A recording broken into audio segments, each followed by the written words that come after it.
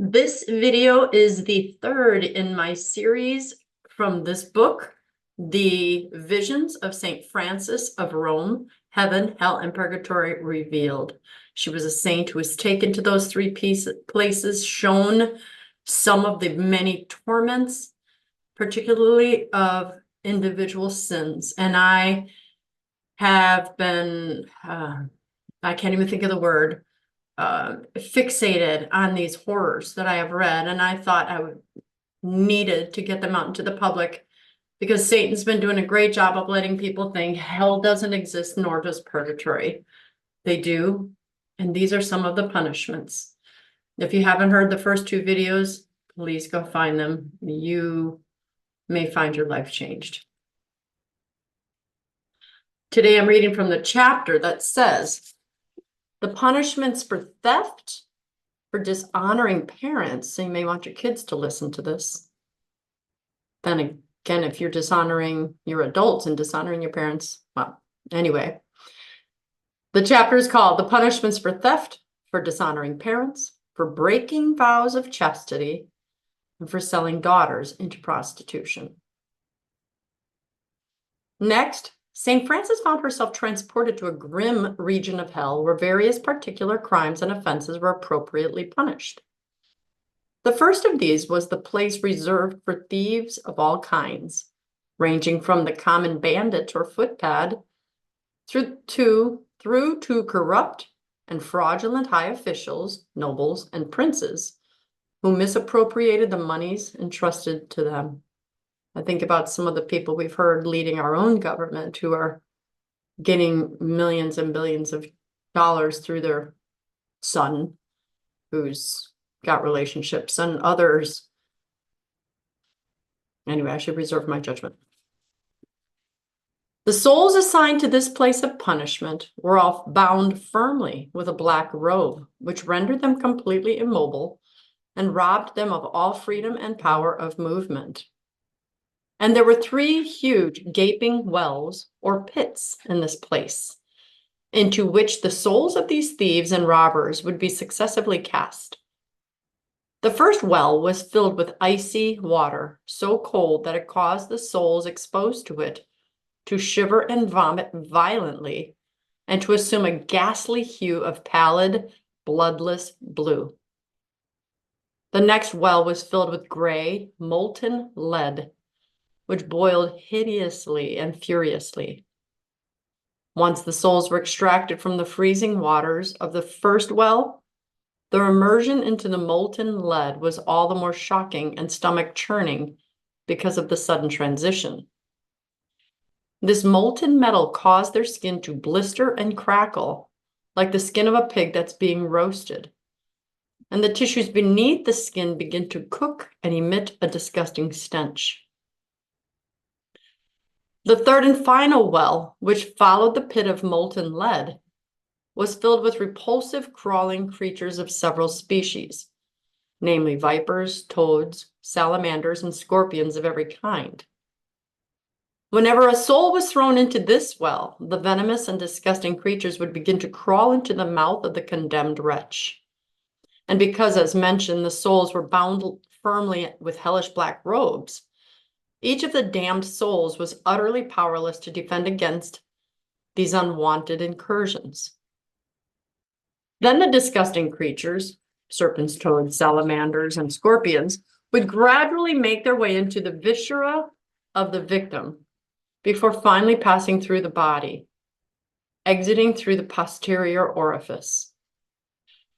As this happened, the condemned souls would wail and lament in raucous and demented tones of sheer horror and agony, blaspheming and cursing both themselves and God, in words which were far too impious and appalling to be repeated or recorded in writing. The next place of suffering which Francis witnessed was where the souls who had dishonored their parents were punished. This included all those who had despised their aging parents or had callously abandoned them to the privations and perils of poverty. Many of these souls who had mistreated, robbed, or defrauded their own parents were confined together in one huge vessel, resembling a gigantic flagon. From the interior sides of this vessel protruded innumerable sharp spikes. The flagon was sealed up so as to prevent any of the souls from escaping, and then tossed about with cruel jocularity by the demons. This tossing action caused the souls to come into frequent contact with the spikes, which of course wounded them horrifically. But this was not all they suffered, for within the sealed flagons were also myriads of tiny snakes. These little serpents would leap at or into the open wounds caused by the spikes, and then fasten themselves to the flesh with their needle-like fangs in order to drink greedily of the blood and lymph of their victims. As for the souls who had insulted or slandered their own parents, these were placed in a different vessel, an ancient and grimy cauldron filled with black molten tar. And there were various demons standing by this vessel, holding ladles of rusty iron. With these, they would scoop up portions of the boiling, opaque fluid and then pour it down the throats of those souls. As they did so, the demons would exclaim, "O wretched ingrates, you disparaged or derided your own mothers or fathers and let foul slander pour forth from your throats. Now let your throats be filled instead with this burning and caustic tar." The next place to which Francis was led was like a dark and shadowy chapel or shrine. But it was filled not with crosses and sacred images, but rather with ash and smoke and shards of broken statuary and glass. For this was indeed the place of chastisement for those contemptible souls who had committed themselves to religious vows of chastity, but who had covertly violated them.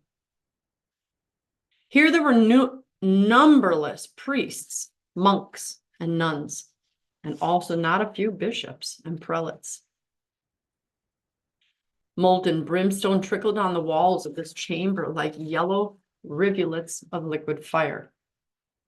Each condemned soul there was wrapped with 2 pieces of cloth by silent, sable-robed fiends, with a kind of mock reverence.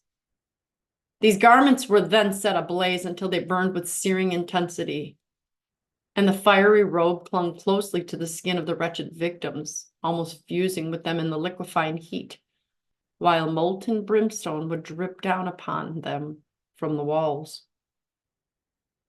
There were also various other demons hovering about, armed with forks and tridents. With these, they would prod the guilty souls viciously, exclaiming, "You faithless and perfidious souls, you clothed yourselves in the garments of holiness while you lived, and you made a false show of innocence and purity. Yet all the while you practice hypocrisy and lust behind closed doors, thereby desecrating your holy vows and insulting Holy Mother Church. Now most fittingly you are clothed in the garments of shame and agony which blaze forth with the flames of perdition, visibly advertising your guilt, so that all may see your true colors, vile and contemptible as they are." St. Francis was utterly appalled by this vision, and to witness such a multitude of people who had betrayed their vows of chastity. And her astonishment and shock were augmented by the fact that a number of these souls whom she saw being tormented there were, in fact, religious sisters and priests whom she had known during their lives, and whose goodness and purity she had never once suspected. The archangel, seeing how aghast poor Francis was, held her hand firmly and said, "O handmaid of the Lord, do not fear, for you have always been and shall always be absolutely faithful to your one beloved spouse, Jesus Christ. The fate of these others need be of no concern to you, just as their private lives were not your business while they lived." Upon hearing these words of wisdom and comfort from her celestial friend and guardian, Francis once more took courage. The saint, together with the Archangel Raphael, then proceeded to the place of retribution for those mercenary and unscrupulous parents who had sold their own daughters into prostitution. These souls, who had been dead to all human decency and oblivious of all the requirements and responsibilities of paternal love, were fittingly placed together in a vast coffin or sarcophagus. Over this coffin were positioned 4 demons, each in the form of a fierce, snarling dog. These demons in canine form would seize the souls in their ravenous jaws and would savage them furiously with their foul and gore-stained fangs. At times, the grim hellhounds would toss them about as if in play from one to another. And then, exhausted with this, one of the dog-like demons would defecate upon the wretched prisoners before tossing them back casually into the coffin. There were also other demons there, for the first group described in the form of dogs reflected the fact that these parents had engaged in a depravity which was subhuman and bestial. But this next set of demons was concerned with fittingly punishing the greed and avarice which had motivated many of these crimes. Each of these demons was furnished with a huge sack of gold and silver coins, imprinted with the image of Lucifer. With a pair of forceps, it would take one of these infernal coins and hold it over a fire until it glowed brightly. Then the demon would stamp it firmly upon the chest of each condemned soul close to the heart. Alas, you vile sinner! Gold and silver were closer to your heart than the innocence of your own daughter. Well, let this coinage, the currency of hell bearing our dark prince's own seal, be imprinted upon that wicked and avaricious heart. Finally, there was a third set of demons of particularly gruesome appearance. These had jars containing serpents of a mix of different sizes and varieties. They would seize a handful of these, for the demons of hell are impervious to the venom of snakes, and deftly bind them with a length of cord. This furiously writhing and coiled mass of snakes they would then affix to the loins of the condemned souls, in such a manner that they could strike out and bite the area freely. And the demons performing this unspeakable operation would say, with acerbic malice and hatred, "You dishonored the daughter who was the fruit of your own loins. Let these snakes now remind you of your guilt and your incestuous infamy. Let the sting of their bites remind you of divine justice and human decency, which your own consciences were apparently utterly incapable of doing." Pretty powerful stuff, I'd say. Please get the book, read it for yourself. Stop sinning. Ask God for remorse, repent. And I don't know what else to say. Beg that you might have the final grace to choose God, because the punishments in purgatory, though extremely painful, will be significantly less than these of hell, but at least they end. It is said that the pains of purgatory, there's no pains on earth that equal the pains of purgatory. That's pretty wretched. I don't want to spend a day there, nor should you. Hopefully this helps you as it's helping me.